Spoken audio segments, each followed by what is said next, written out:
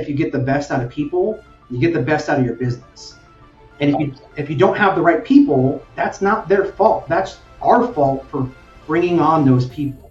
Welcome to Top Rated Gym, the ultimate podcast for gym owners ready to take their business to the next level. Each episode is packed with actionable advice to help you increase revenue, boost retention, and scale your business to new heights. Whether you're just starting out or looking to expand your locations, Top Rated Gym is your trusted resource for growth and success. Let's build stronger, thriving gyms, one episode at a time. Welcome to Top Rated Gym Podcast. And today we're thrilled to have Chris Holmberg, the Vice President of Operations at OrangeTheory Fitness, part of Austin Fitness Group. Chris is passionate about leadership, guys, and he's here to share his unique approach to leading with love, a concept he believes is central to not only achieving success, but also creating an environment where teams thrive. With 57 locations under his leadership, Chris' insights are invaluable for everyone looking to elevate their leadership game and create a positive culture within their teams. Chris, welcome to the show. Hey, I'm happy to be here. This is awesome. So thank you for having me, and excited to talk about leadership. Hey, last time we spoke, you have some impressive journey. I would love you to spend a couple minutes just telling people, how did you become Vice President of Operations, and what are some moments that shaped your leadership approach along the way? This is a fun one. I started back in 2005. I did a stint with 24-Hour Fitness, and during that explosion of the fitness industry in the mid 2000s, I went over to InShape Health Clubs, where I think I learned the bulk of what was going on with me in my leadership journey. And I had some of critical moments in that. And one of the first moments for me was perception didn't meet reality. And so what I mean by that was, the reality in my four walls was I was a relentless leader. I treated people fairly. We had good conversations. We were doing the right things. But perception was that I was brash, I was off-putting, and it was a realization for me that in most cases, you have to have some reality and perception at the same time. And I tried to move that pendulum to meet that. And later on in my journey there, a good friend of mine, his name is Jason Jones, he goes, your biggest strength is that you love people, and your biggest weakness is that you love people. And it just dawned on me, cool, lead with love, right? That's kind of the moniker here. But I realized that I tried to move the pendulum to meet this thing that it just didn't resonate with me. And so I needed to find a really healthy middle ground to where I felt comfortable leading the way I wanted to lead, that was the right way, but also my way. And that meant leading with love in a really healthy manner, meaning I cared about people, I had accountability, but I did it my way. And so InShape taught me a good journey there on how to lead. And then I was afforded an opportunity to come out to Austin, Texas, and work for Austin Fitness Group. And one of the things that attracted me is we love your resume, but we want you to learn the business. And I had spent so much time in big box. I hadn't done any boutique stuff before. And so they asked me to learn the business, and I spent 90 days in the club, or in the studio rather, and I learned the ins and outs. I figured out how to sell memberships here. I figured out how to lead a different workforce. And gradually I got more and more and more, and I kept getting afforded opportunities because I resonated with people so much, and then the results drove that. And then here we are 4 years later. I was, again, afforded another opportunity to lead the operations for Austin Fitness Group under new leadership, and it's been one of the best rides I could have asked for, and I'm truly happy and blessed to be here. There's a lot to talk about, the topic that you're sharing, and I have my version of that, but I want to hear from you. That leading with love. Yeah. Would you mind explaining what it really means? Yeah. How it helps. Let's break it down a little bit about what do you mean by leading with love? Yeah. I had somebody's like, hey, if you could paraphrase lead with love, is it this? And I go, no, it's not a 1,000 words. It's simply, do you care about people or not? That's what leading with love is.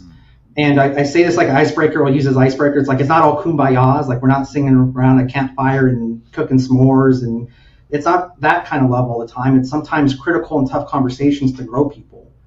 And what I found is leading with love means you care about that person enough to celebrate them for the wins, but also correct them in the lows so that way they don't make the mistakes that are detrimental to their careers. And so leading with love, for me, just summarized is you either truly care about people or you don't. And if you do, you'll do all the conversations that are necessary, the good and the bad, to get people where they ultimately want to be.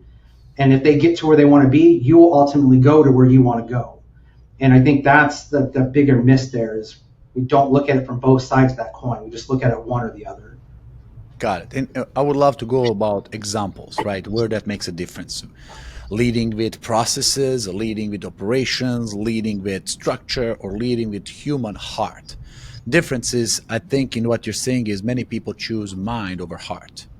And they choose logic over emotions. They choose, instructions over empathy and understanding. And today we have a chance to really go make decision from the heart. Because most of the time, that gut, that heart, that right decision sits in the heart. And we overwrite it with the brain. Am I on the right track here? Yeah, 1,000%. Like, we're so rooted in data and this driving this, and this is driving this, but we forget to go, is there something that we're not privy to? Is there something going on in that person's life? Is there a loss of life? Is there a relationship issue? Is there, whatever the case may be, that's a human aspect that's driving down poor performance. But if you don't have a relationship with the team to know those things, and you don't want to know everything about their life, like that's not what I'm saying. I'm simply knowing enough for them to trust you to go, hey, I got issues right now, I need some help. And that fosters your decision making a little bit better than going, the KPIs say this, but the human portion says this. And we have to be cognizant of that piece too, because that generally drives the performance on the other lever. So absolutely, you can lead with processes, you can lead with systems and your orientations, but at the end of the day, you have to we're in the people business, and we deal with human currency, and you have to treat it as such, which is I deal with people and I want to root solve people and get the best out of them potentially that I can. I think it's a chain reaction as well, because let's talk about opposite. Leading with fear, right? I know you would laugh about it. Let's pretend for a second you are a slave master, right? Or with a punishment device in your hand. It was like, if you don't do this, you get punished, right? Yeah. And then people will do it because of fear, and then they'll replicate that fear in the second layer of leadership, third layer of leadership. It's like mafia punishment by that. Like, if you don't do it, you're gone. Correct. And that cross-pollinate across everybody around in a negative way. There's a polarity.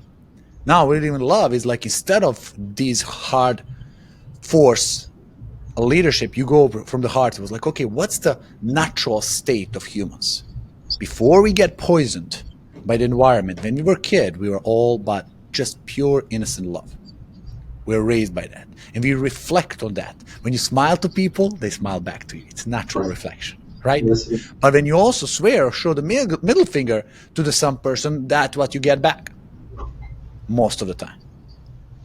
And I love this principle for people to understand what means leading with love. Is leading with a pure intentions where people can really feel it, not just understand it.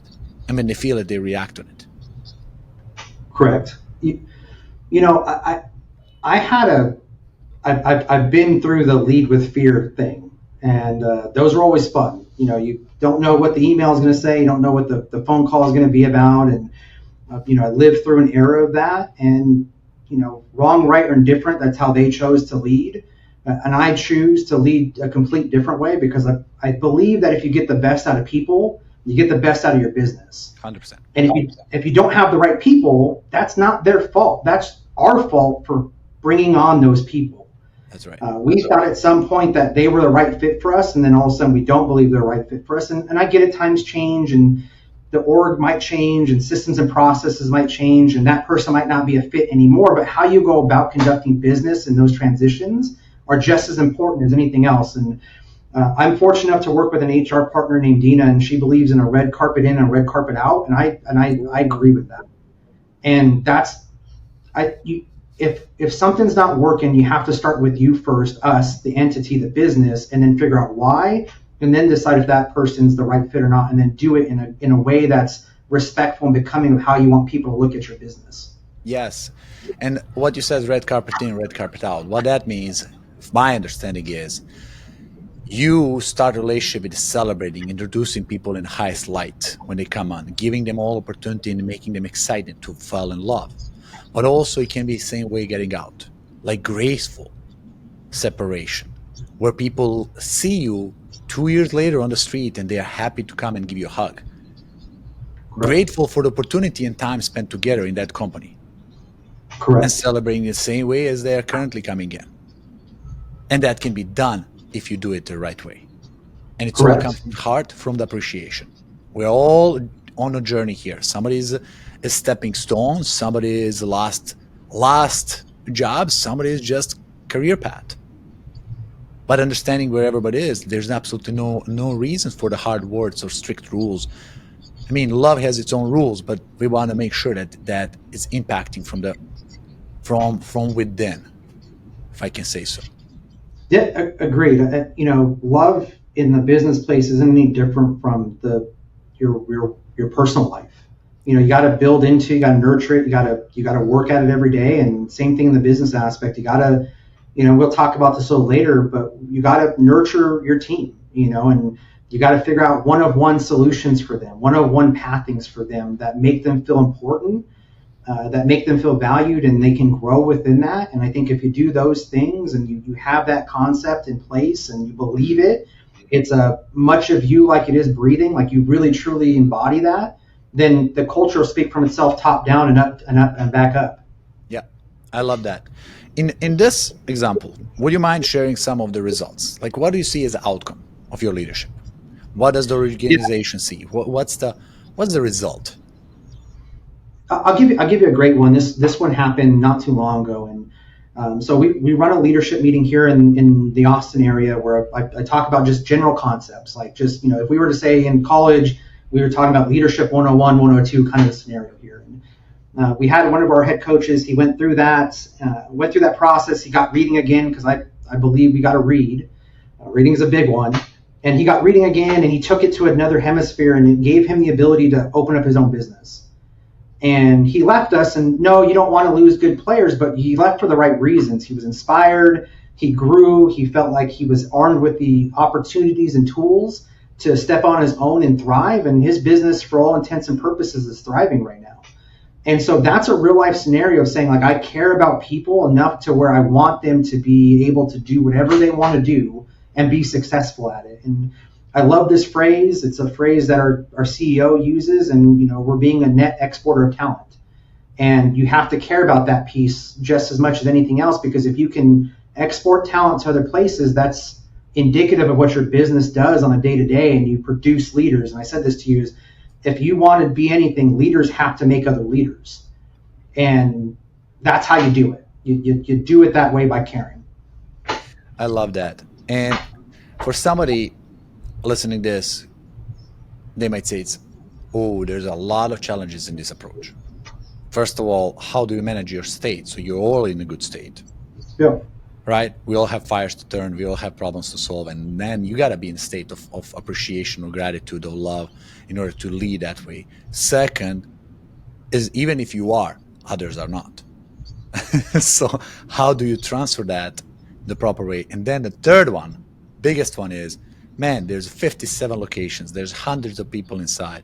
How do you make sure that it goes beyond your touch? Because you don't touch everybody.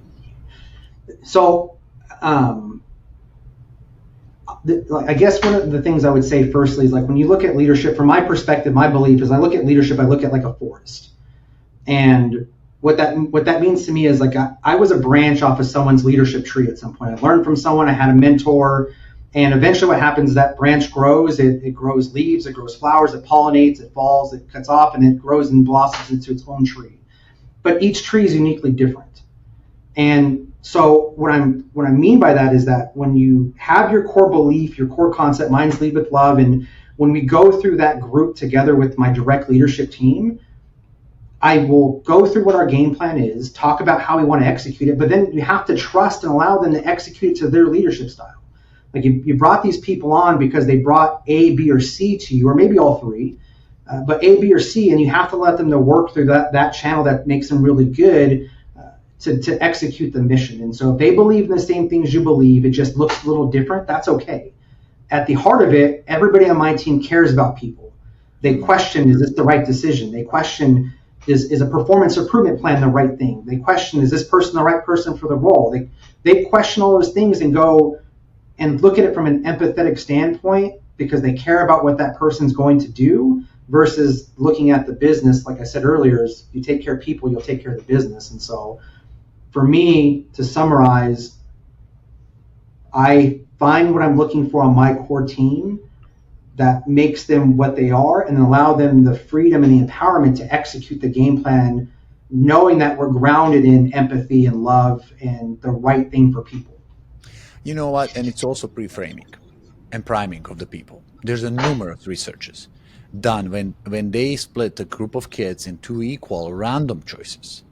And they told one group, you're chosen, you're talented, you're creative, you're best of the best, that's why you're part of this group. Another group, they tell opposite. Sorry, they're chosen. Right, they're the best. You're kind of second graded. And they give them a bunch of different tests. And that first primed group overperformed second group by mile. And there's another research. People were just subconsciously exposed, for example, two logos, Microsoft and Apple, right? Two rooms, two in that equally creative groups. One was with the logos of Apple around, another one with the logos of Microsoft. And tasks were creative. Just because think differently, a logo of Apple and reminders about creativity overperform other group in the creativity. This priming of the brain that we don't know even the impacts, it makes such a huge difference in outcome. Starting to say, I care about you, that's what they learn. That means they'll repeat, I care about you to their co-workers. When it comes to shift changes, when it comes to challenges, when it comes to communication, helping each other. And then at the end, the members feels, I care about you. I'm Correct. here for you. I got you. I got your back. Don't worry about it. Right? You said something, and I want to circle back to it real quickly, which was like, what about the team members that don't? Like, what about the group that doesn't want to do that? And so what I would say to you is this: when you get the team you're looking for, whether you inherit and you figure out this is the team we're going to move forward with, or you bring on some new people and you kind of have a hodgepodge of team members that have been there and new teamers, whatever the case may be. Once you start to move forward in the direction you're trying to go, you will start to see a separation of people that want to be or not be here. And the ones that are resistant, you do your work to figure out why, but if that's not the team that you move forward with, you don't move forward with them. They'll naturally separate themselves from the rest of the pack. And then what you have is those team members start to just kind of naturally fade away, and you bring on people that are just like the group that you want, then the whole organization's that same way. And so it'll naturally sort itself out when you start to fixate on the right behaviors. And one of the things, I think of two things, is one is the speed of the leader. And the person that you bring in, they move the needle. The group is only going to move as good as that leader is going to move. That's one piece. And I tie that back to the book, Make Your Bed. And he talks about, Admiral McCraven talks about two different boat crews. And one boat crew is doing fantastic and the other boat crew is not. They swap leaders. The leader from the good boat crew goes to the crappy boat crew, and then they start to whoop on everybody. And the group that was doing good, the poor leader, that is at the bottom of the pack. And it's the speed of the leader that does it. And so if you're allowing team members to not be a part of your mission, your vision, your values, if you allow team members, and mind you, I'm saying if you allow, because that is a you thing, not a them thing, you allow those things to happen, then the speed is not going to be as much as you'd like it to be or as fast as you want it to be or in the right direction. And so it's critical to talk about the team members don't fit your forward pathing.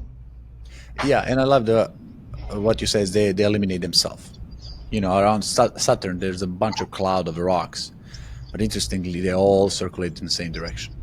It says, like, how is that possible from the big boom? Because they eliminated others who were rotating otherwise from the time. It's always alignment, guys. And one thing that really made me think about this topic, you see, there was a YouTube video about a professor coming in front of the classroom and saying, how do you measure how temperature? Can you measure how cold is something? Right? You can't. There's no measurement for cold. There's only for temperature, that's plus, like how warm something is. And then how can you measure darkness? Is there a way to measure how dark something is? There's no way. There's only light, lumens, right? Then when you think about how do you measure, what's the opposite of anger, frustration, bad emotions, right? So absence of temperature is cold. Absence of light is darkness. Absence of love is anger and frustrations. So there's no such a thing as negative love. It's just absence of it. And when you see a situation, and I use this example every time I have to solve the conflict, something that brings anger, some conflict that I have to solve, when there is a tense of energy coming in, and when I know the darkness is something I gotta fight, either problems or fires or something that you need to solve, you just think about, whoa, this is a dark place, I need to walk in and solve it. And the easiest way to kill the darkness is with a little light. Even the tiniest source of light kills any darkness. The stronger the dark, the bigger light bulb you gotta bring. The stronger the problem, the bigger source of care you need to bring. Appreciation, the joy, going around it. And that's what solution for you guys thinking about it. Like, whoa, how do I solve really tough problems? Just go shut down your brain and go from the heart and thinking what's the really behind it. Nobody is intent to hurt anybody without any reason. There is something behind it. And if you solve that from the center of the emotions, I think we are in a good shape. Yeah. There's such a negative connotation around like conflict. And, it's interesting to me because you're fight or flight, right? You have your natural state of what your body does. And in most cases, when it comes to a difficult conversation, I think people tend to want to run. And it boggles my mind because at the end of the day, those conversations are the shaping of what you're going to do and how you're going to move forward. And so, to your point, the absence of love, if you're doing things and you lead with love, kind of circling back to what I said at the beginning, is like if you care about people and you really truly believe that you care about the people and you show it in your words and your actions, then those aren't difficult conversations. Those get rights are momentum changers. They're getting someone off of the runway and putting them back on the runway so they can take off and go do what they were supposed to do and what they can be capable of doing. And so that perspective change, I think that shift is critical for us to go, it's not conflict, it's not negative, this is positive, it's got to happen to get us back on the trajectory that we'd like to be on together. So give us some example. Let's be playful, like some examples where you really utilized your style and maybe surprise them, surprise somebody else, maybe you yourself, maybe turn around situation.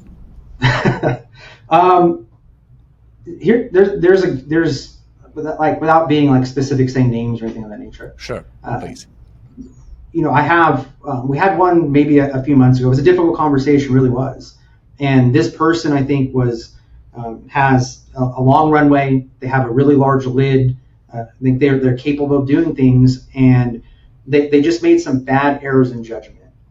And those errors in judgments lead to like a conversation that's kind of like, it's not a cool topic. It's not something you really want to have.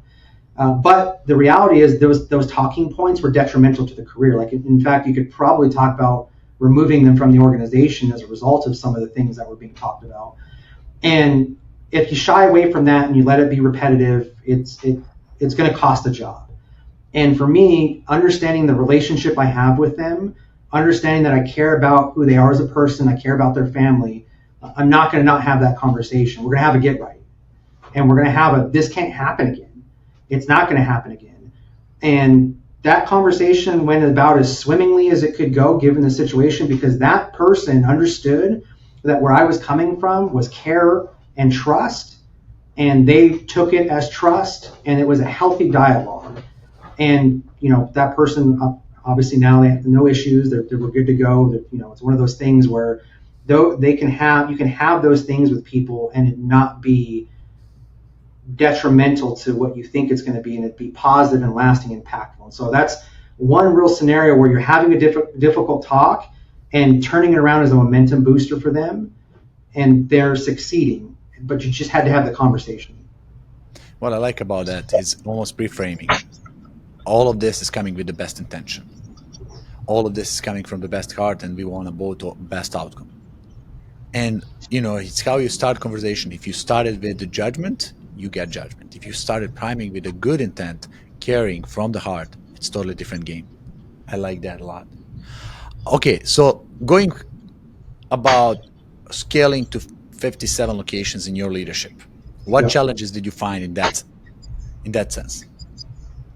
The first one is like, are you believable? I think that's the first thing you think about. Like, is my mission, vision, like who I am as a person, as a leader, am I believable in what I'm trying to carry out for the team, for the business? And that's the first thing I think you run into. But the second piece is, if you don't have the right team, they're not going to execute your vision. And your vision is a vision of the CEOs, or if you're the owner, your next layer down. Like, it's all a vision of the vision and how you're going to execute the game plans. And so for me, it was, do we have the right team in place? Do I have the right people in the right spots executing the right game plans? And then, like I said earlier, if I trust that their perspective, their mission, vision, personal leadership is aligned with mine, then I know that that's going to be executed in a manner in which I'd be proud of. And the secondary piece is, though, but I'm also going to just kind of check up on that a little bit. I'm going to trust but verify. I got to make sure. And that doesn't look like hey, Mike, you're not doing your job. What's going on here? That's me coming back, and we can go, hey, Mike, how was that? Like, what did you learn from that? And it's me asking questions. I'm seeking something, and I'm phrasing it in a question so it's not off-putting. And then the hope is that it's transparent response. Either A, I didn't do it, or I messed that up, or I learned this from it, and you have a healthy conversation. But when I go to verify, I don't verify by blowing up. I verify by just seeking and asking questions. I think that's an important dynamic there too. I love that. Now I want to ask on behalf of the audience, it seems like you're natural like that. This is your character. This is the way you are, I would say, born. Or is this a skill that you learn along the way? And if yes, what would you recommend as a resource for learning? How can people become more in that shape? Part of this was, I think, a natural attribute. I grew up playing a conflict sport. I'm a big fan of football. It's a conflict sport. You have to seek out conflict, means you got to go hit people, right, to stop them from scoring. So it's a natural there for me. But one of the things that always resonated me was hard work beats talent until talent works hard, and then you're screwed. And that always thought with me is like, okay, I naturally think I have this attribute. I think I care about people enough where it resonates. But then I started working with that, and I started utilizing that, reading, gaining thought partners, seeking solutions, and trying to ingrain myself with as much information as possible to make this come to life. And that's what happened. So I took a little bit of a natural attribute, and then I worked my ass off in it to make it to where it is now. And I think that's the piece that I would lean into, is like, I think you can learn anything. No one's stopping you from learning anything. The only thing that stops you from learning is you. But if you have a natural itch for something, and then you mirror that with learning, you're unstoppable. You'll be unstoppable. Whoa. This gives a justification to all other people now thinking like, I knew I was right? And they just need to go with it. I love the sentence you said. I'm going to quote Chris. Hard work beats talent until talents work hard. Right? Then you're screwed. It's such a brilliant way to say it. Like, we all have it within us. Let's just embrace it and go all out on that product. We all can change the way we lead. And yes, you don't become a leader until you create one. That's another great one you said. Yeah. So, is there any book you would recommend? Resource, seminar, conference, mentor? Yeah, this is part of it. It's a good one. I got two. I think there's two, like, for me, foundational books, and the first one is the 21 Irrefutable Laws of Leadership by John C. Maxwell. And one of my favorite laws, and that is the law of the lid. And essentially what I mean is I've heard like depth and breadth before. I've heard bandwidth, but lid. And is that person's lid, like, is it a good fit for them right now? Meaning, are they doing the job that they can do? Or is that lid a little too big, meaning you can expand them? Or is it too small, which is they're kind of, you're stretching them thin. You might want to pull back. And those concepts and that, I think, allow for young leaders or newer operators, even seasoned operators, to reflect on, because at certain parts in your journey, you reflect with different laws.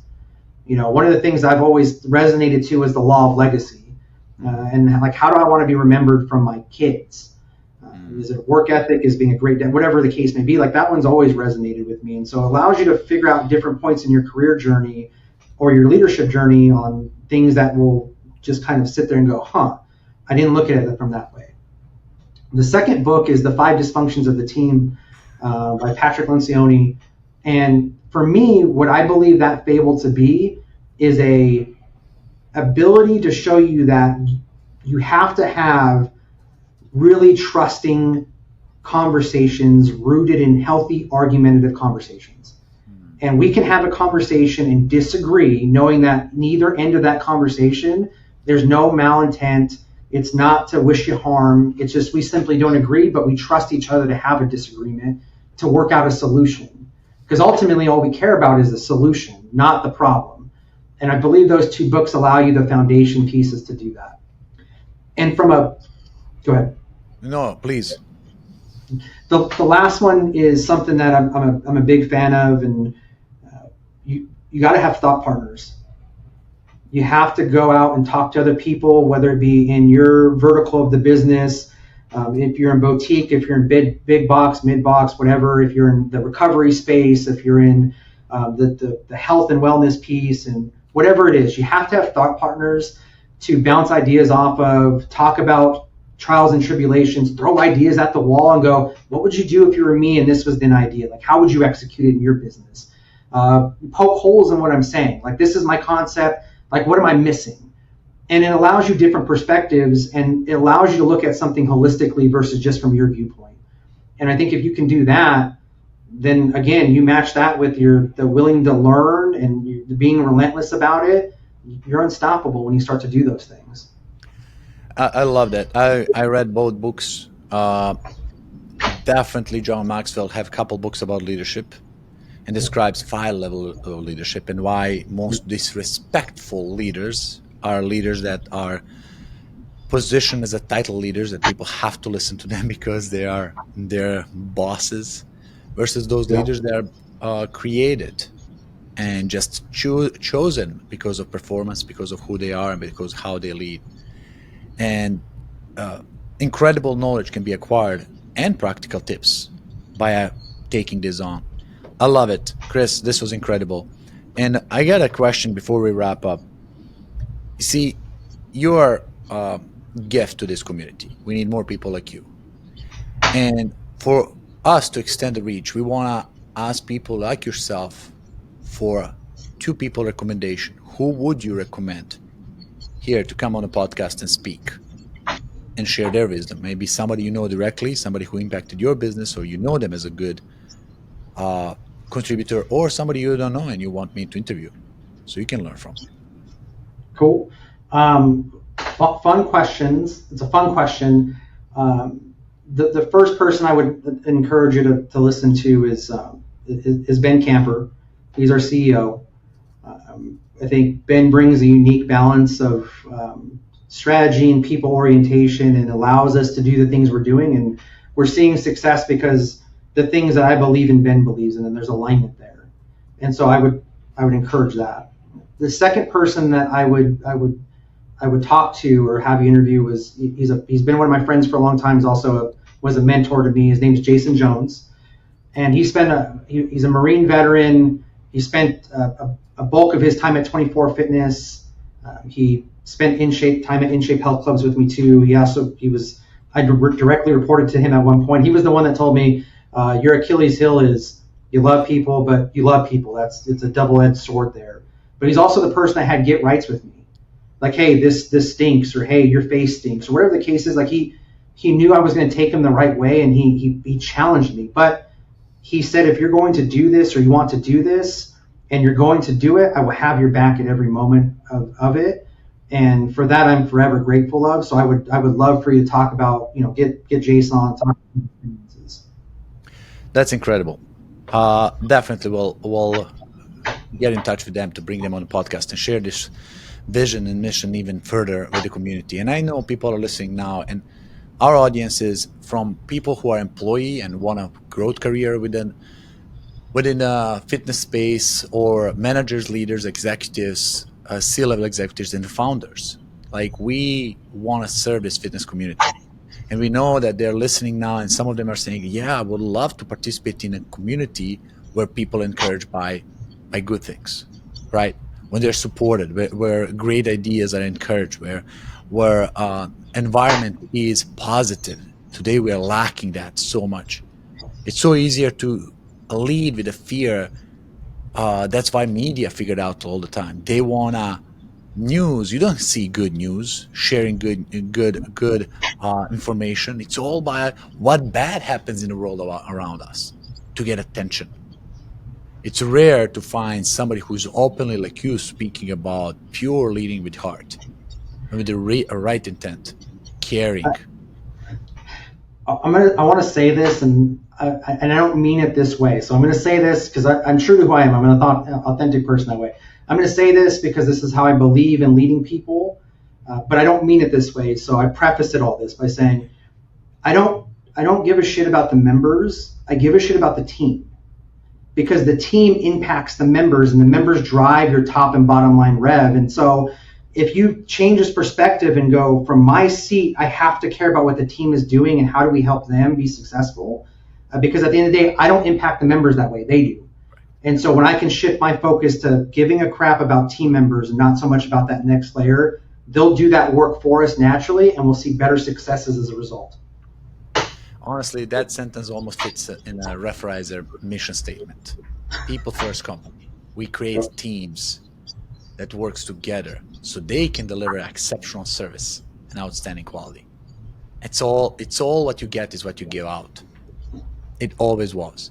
And to wrap up, Chris, this was incredible. I want to ask you, on behalf of audience, how can people find more information about you, OrangeTheory, connect with you, or maybe in some kind of shape and form partner up?